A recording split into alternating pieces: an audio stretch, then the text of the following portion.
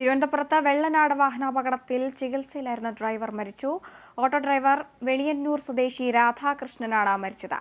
May 25-ന് Vellanad BSNL ഓഫീസിന് സമീപത്തായിരുന്നു അപകടം. അമിത വേഗത്തിലെത്തിയ auto rubber ബോർഡിന്റെ ജീപ്പിൽ ഇടിക്കുകയായിരുന്നു. അപകടത്തിൽ പരിക്കേറ്റ ഓട്ടോ യാത്രക്കാരൻ ചികിത്സയിൽ തുടരുകയാണ്. തൃശൂർ കുന്നംകുളത്ത് സിന്തറ്റിക് മയക്കുമരുന്നായ MDMA-യുമായി 2 യുവതികൾ പോലീസിന്റെ പിടിയിലായി.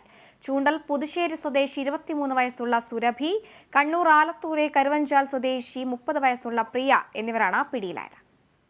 ഇന്നലെ രാത്രി 9 മണിയോടെയായിരുന്നു സംഭവം. രഹസ്യവിവരത്തിന്റെ അടിസ്ഥാനത്തിൽ കുന്നംകുളം പോലീസും സിറ്റി ഡാൻസ് ഓഫ് സംഘവും ചേർന്ന് ചൂണ്ടൽ ഗുരുവായൂർ റോഡിൽ നടത്തിയ വാഹന പരിശോധനയ്ക്കിടെയാണ് പ്രതികൾ പിടിയിലായത്. സംശയം തോന്നിയ സ്കൂട്ടർ തടഞ്ഞു നിർത്തി യുവതികളെ പരിശോധിച്ചപ്പോഴാണ് പാന്റിന്റെ പോക്കറ്റിൽ സൂക്ഷിച്ച 18.4 ഗ്രാം MDMA കണ്ടെടുത്തത്. തുടർന്ന് ഇരുവരെയും പോലീസ് കസ്റ്റഡിയിലെടുത്ത് സ്റ്റേഷനിലെത്തിച്ച് അറസ്റ്റ് രേഖപ്പെടുത്തി. Kunnamkulam inspector UK Shajahan, principal sub inspector K Shiju എന്നിവരുടെ നേതൃത്വത്തിലുള്ള സംഘമാണ് പ്രതികളെ അറസ്റ്റ് ചെയ്തത്. Kerala vision news, Thrissur.